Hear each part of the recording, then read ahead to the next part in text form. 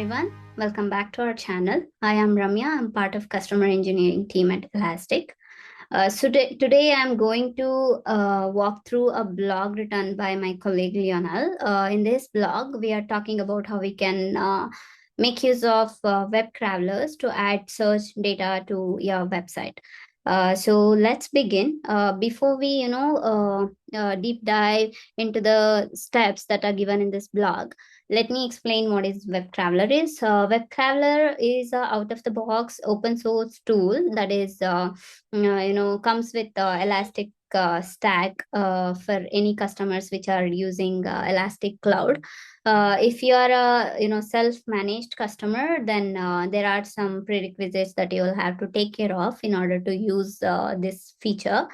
So in cloud, you need to have an enterprise search instance. So there are prerequisites mentioned in one of the page here in this blog. I think, you can go through that to understand what all you need in order to have web crawler in your Elasticsearch setup. Okay. So what it does, web crawler will help you to, crawl your website.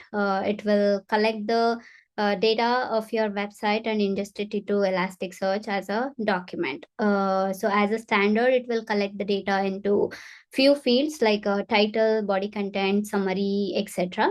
And it will create the, schema of its own. You will not be able to, create a schema when creating an index using a web crawler. That is one thing you should be aware of, right? So now we understand what is web crawler. So let's crawl a website as given in this blog. Let's get started. So as I mentioned earlier, we need to have a cluster ready to use the web crawler.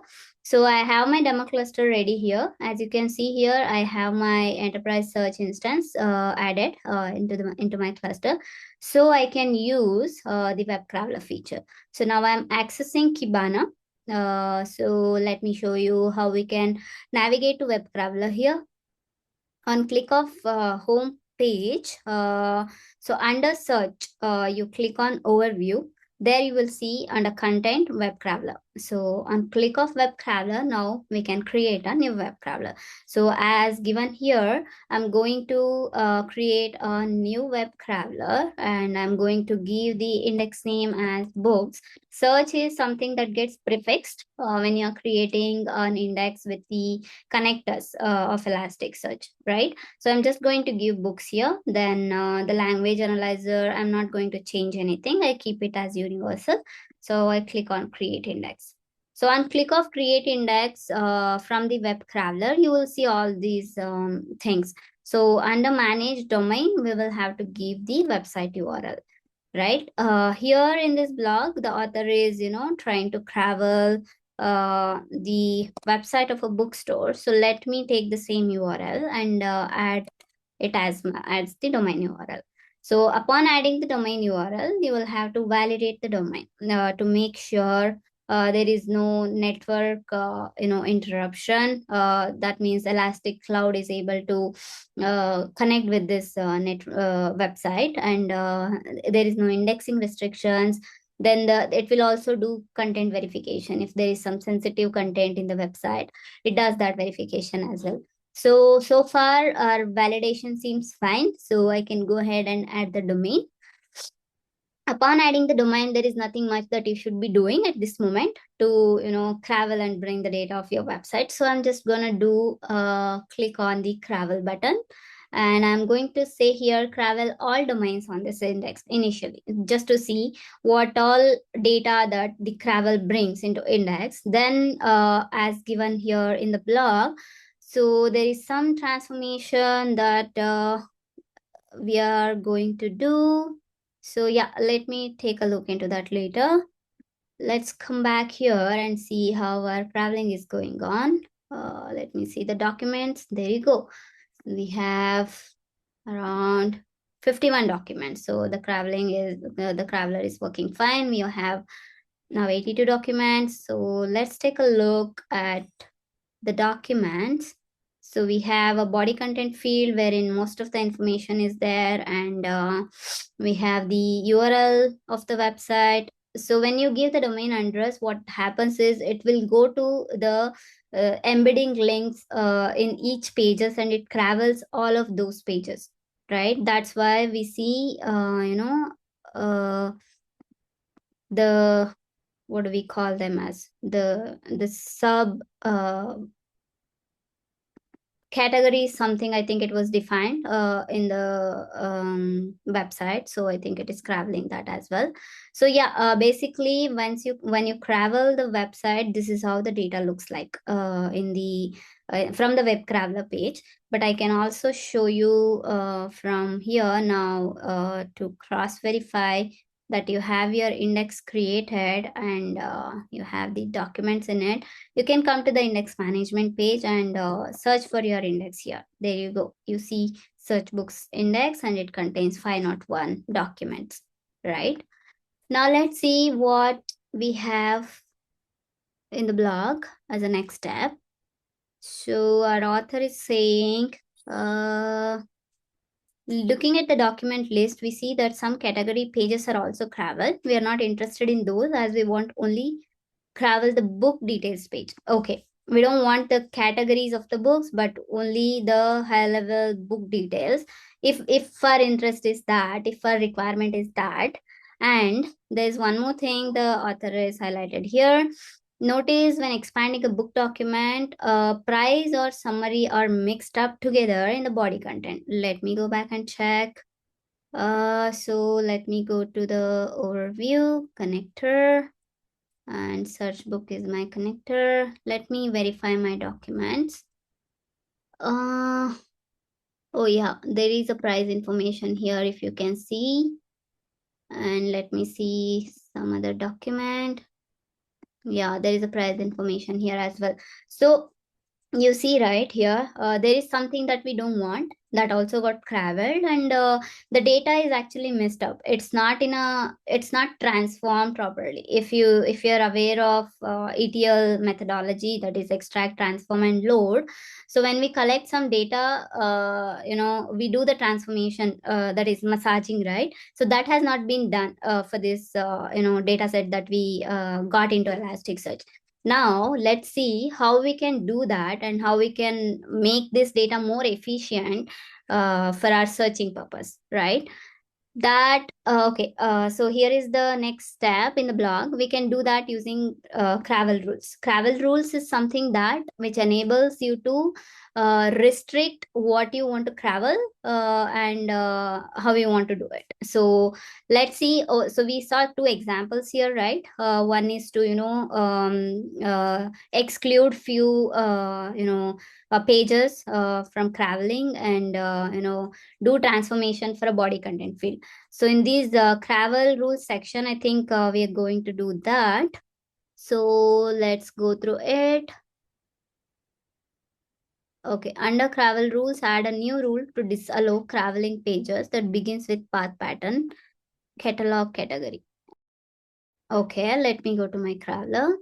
If you go to the manage domain, click on it. There is a Cravel rule here. So you can add a Cravel rule here. So under Cravel rule, add a new rule to disallow Craveling pages that begins with the path pattern. So I'm going to copy this path pattern. And here I'm going to add a Cravel rule. And policy is disallow. Rule begins with path pattern is something that given here in the blog, right? So I do save that, and we can run a new Cravel now with a new rule in place. Okay, and there is a note here: as part of exploration process, each time we will change the web Craveler configuration, I'll recommend deleting the content. Right. So now if I go and do stop the Cravel or Cravel again, so the documents gets mixed up, right? We will not be able to see the changes that are happening from the configurations that we are making, right? So what I'm gonna do is I'll duplicate this tab, and I'll go to the dev tools. Dev tool is a place where you can run the API request. So what we are doing here is basically we are deleting all the documents from this search books index to do the, because we are going to again travel the website and index all the documents, right? So here I'm going to do a delete by query. So what it does, it go and delete all the documents present in the index. So now if you check this index search box, you probably won't see any documents in it. Yeah, you see the total value is 0. Right now the index is clean. I have added the travel rule and I'm gonna do a travel again. So the traveler is getting started. Let me now go to the documents. Okay. What did we disallow? We disallowed catalog category, right? That's not coming up now. If you remember in our previous crawling result, we were seeing category in the first place itself, right? In few of the first documents. We don't see that now. Why? Because of the travel rule that we have added just now, right? So now let's go back to the blog and see what else we are doing. Enrich the data extracted by the web crawler. Okay. Okay. So in the body content earlier, as I mentioned, there is a summary and pricing information got mixed up. Now, what we are trying to do is we are trying to extract that information out of this body content and put it into dedicated fields, maybe price and summary. So here there is some inspect going on to figure out where that value is coming. So yeah, we can extract the data and put it into different fields again with the help of extraction rules. So let me go back to the web crawler, manage domain, click on the domain. So there is an extraction rule here, right? So let me add the extraction rule. Create a content extraction rule. What we are trying here. Okay, we are trying to create 2 fields here. Okay, so the URL is given as /star. So let me give the URL as /star. Now I'm going to add the content fields. The first field is going to be summary. It's an HTML element, and the CSS selector, I think it's already there here. So I'm gonna choose that. And I'm gonna put it here in the content extracted value, so as a string. I'm gonna save this one. There's another field that we are trying to extract is price. For price, what is the CSS selector? The CSS selector is div product main p price color. So I'm gonna put that HTML element. Extracted value, what is the data type? That's again a string. Sorry. Okay, save it. So we have 2 new fields that are new. Now, what else? Okay, let me save the rule. And what I'm gonna do now is I'll go to the dev tools. I'll do delete by query again, so that when I travel next time, I see the changes what I did. I see 0 hits. So now let's go back and do the travel again. So it's getting started. Yeah, we have documents. So here we need to see, do we have a price? Yes, awesome. Do we have a summary? Yes, perfect, right? Now, the next step is what we are trying to do here is ingest pipeline to transform data.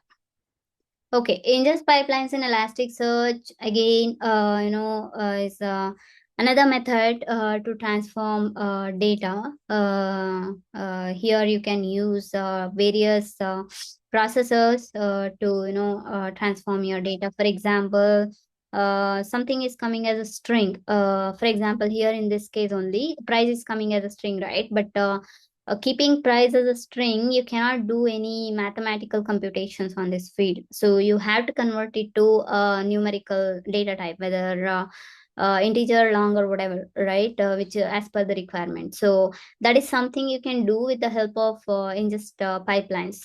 So here in this example, we are going to use a script processor for that. Processor does take the field. So here what we are trying to do, actually, we are trying to put a new field as price float that would come from a field called price. So let me go and try to do this ingest pipeline to transform data. Let me show you where you can, check these ingest pipelines in the web travelers. So I'm in the overview page, right? So go to the pipelines, log this copy and customize. There you will see the ingest pipelines. So this is the managed one, search books. This is the one that you can add your own things. A search books at the rate custom would be is the custom pipeline wherein you can add your transformation logics.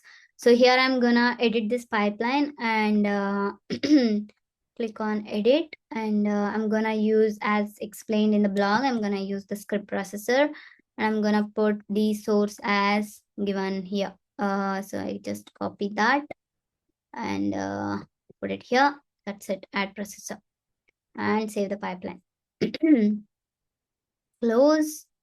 Now let's go back to the again. Okay, what else? What else we have, for a transformation? Because again, I'll have to go and now delete the document from the index and do the travel again, right? So okay, here we are trying to put a mapping for the new field that we are going to have. Price float is the new field that we are going to have. So for that, we are trying to put a mapping. Mapping is nothing but it's a data type in Elasticsearch. So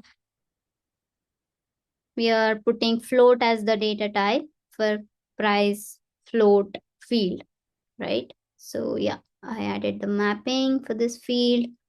What else we have? Okay, enable semantic search with ML inference pipeline. This is something we have okay, yeah. So with the help of SRAY in Elasticsearch, you can achieve semantic search. You can generate the vectors for this data and vectors for your documents that you are going to ingest. And also, we have our own proprietary model called ELSER and SRAY. Sorry, ELSER and E5. So here in this blog, our author have used ELSER and explained here how we can generate a vector. So let me quickly go there. So let me take a look for which field we are going to generate the vector. I think, yeah. So for summary field, we are going to generate, the vector. So let me go to the Crawler. So what I'm going to do now is I'm going to delete the documents and go to the Crawler. Sorry, Crawler, and go to my Crawler. Come to the pipeline. So here you can add an inference pipeline in the inference pipeline section. In the pipeline section, just click on add inference pipeline. So ELSER is already running in this demo deployment because I have used it several times. And in order to run ELSER, you need to have a machine learning node in your deployment with a minimum of I think 2 GB RAM in it, right? So I'm gonna choose ELSER. As you can see, it's already started. I'm gonna do click continue. So here I'm going to take a field summary and just do add. So it's going to create a new field, which is the vectorized field. This field is going to be a vectorized field where the vector embeddings are going to get stored. Okay. So I'll do continue, and I'm not going to really do a testing. So let me continue and do the create pipeline. That's it. So we have now the inference pipeline attached to the crawler. So when you start the crawler, when it starts to crawl and index, what all happens is it will look into the crawler rule. It will exclude those category, web pages from crawling, and it extracts the two new fields called price and summary from the body content, and it also generates the vector embeddings for our summary field. Now let's do click on the Gravel button.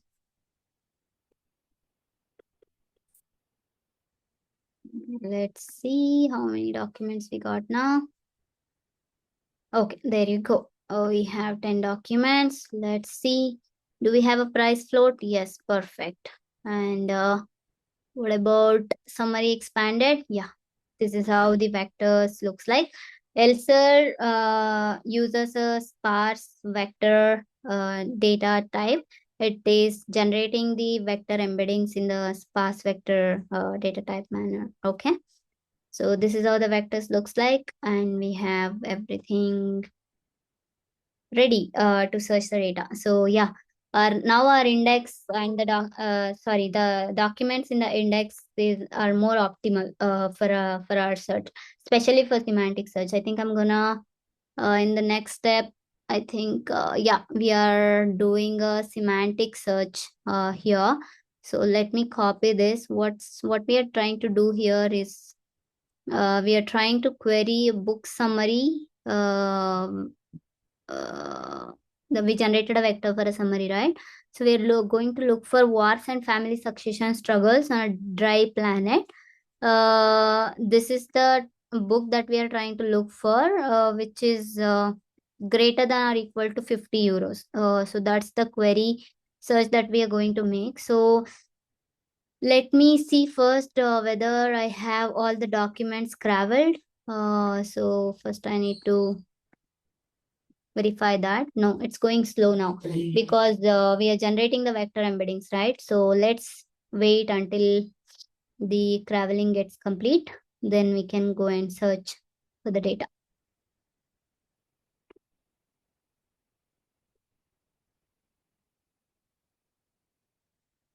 I think it was around 1,000. Yeah, let me see. Oh, no, it's not there. Yeah, I think it was around 1,000. So let me give it some time until it gets quarreled and cravel, and we can then search for the data. Let me just go and try if this document already part of it. I'm just gonna hit this query.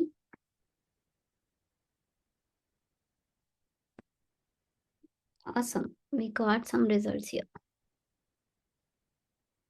So if you look into the price is here 51, 54, 51, right?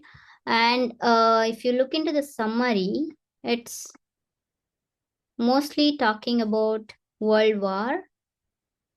And here you will see those semantic meaning. The query, whatever you passed, you will see in the result, you will see the semantic meaning of those close to the query. You will see those here in these summary paragraphs.